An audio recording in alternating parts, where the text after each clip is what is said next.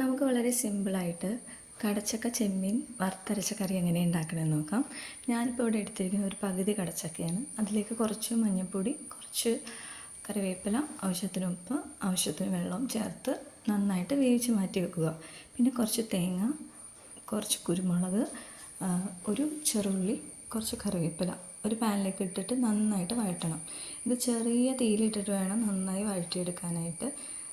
എന്നിട്ട് അതിലേക്ക് തേങ്ങ കുറച്ച് നന്നായി മൂത്ത് വന്നത് കാണുമ്പോഴത്തേക്കും അതിലേക്ക് 2 ടേബിൾ സ്പൂൺ മല്ലിപ്പൊടി, 3/4 ടേബിൾ സ്പൂൺ മുളക് പൊടി ഇട്ട് നന്നായി പച്ചമണം മാറുന്നത് വരെ നന്നായി വഴറ്റുക.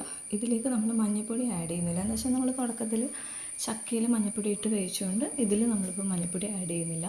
എന്നിട്ട് ഈ തേങ്ങ ഒരു ജാറിലേക്ക് മാറ്റിയിട്ട് അത് നന്നായി അരച്ചെടുക്കുക. ഈ അരപ്പ് നമ്മൾ ആദ്യമേ വേവിച്ച് വെച്ചിരിക്കുന്ന കടച്ചക്കയായിട്ട് മിക്സ് ചെയ്യണം.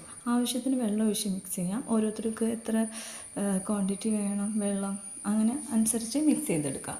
നന്നായി മിക്സ് ചെയ്തതിന് ശേഷം അത് അടുപ്പത്തേക്ക് വെച്ച് ചെറു തീയിലിട്ട് നന്നായിട്ട് വേവിക്കുക.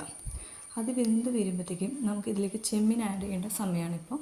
അപ്പോൾ ചെമ്മീൻ ഞാനിപ്പോൾ ഇവിടെ ആഡ് ചെയ്യാൻ പോകുന്നത് ഞാൻ ഓൾറെഡി വേവിച്ച് വെച്ച ചെമ്മീനാണ് ആഡ് ചെയ്യുന്നത്.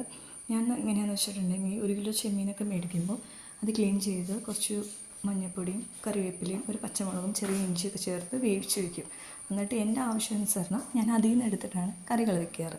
ഇപ്പോൾ ഇവിടെ പച്ച ചെമ്മീൻ ആഡ് ചെയ്യുന്നവർക്ക് ആഡ് ചെയ്യാം, പക്ഷേ ഇതിനേക്കാളും കുറച്ച് സമയം കൂടുതൽ അത് വേവിക്കേണ്ടി വരും. എന്നിട്ട് ഇതൊരു 5 മിനിറ്റോളം ചെറു തീയിലിട്ട് വേവിക്കുക. ഒരു തിള വരുമ്പോഴത്തേക്കും നമുക്ക് ഇതിലേക്ക് ഒരു 1/4 ടീസ്പൂൺ ഗരം മസാല ആഡ് ചെയ്യണം. ഗരം മസാല ആഡ് ചെയ്തിട്ട് അതും നന്നായിട്ട് മിക്സ് ചെയ്യുക. ഗരം മസാല ഇഷ്ടമുള്ളവർക്ക് ആഡ് ചെയ്യാം കേട്ടോ, ഇഷ്ടമില്ലാത്തവർക്ക് അത് സ്കിപ്പ് ചെയ്യുക. ആഡ് ചെയ്യുമ്പോഴാണ് അതിനകത്ത് കുറച്ചും കൂടി അതിൻ്റെ ഒരു ഫ്ലേവർ നമുക്ക് കിട്ടുള്ളൂ. ഇതിൻ്റെ ഇനി ലാസ്റ്റ് സ്റ്റെപ്പ് ഉള്ളതെന്ന് വെച്ചിട്ടുണ്ടെങ്കിൽ കടുക് വറുത്തിടുക എന്നാണ്. കടുക് വറുത്തിടുന്നതും ഓപ്ഷണലാണ്, ഇഷ്ടമില്ലാത്തവർക്ക് കടുക് വറുത്തിടണ്ട. ഇപ്പോൾ ഞാനിവിടെ കടുക് വറുത്തിടുന്നുണ്ട്.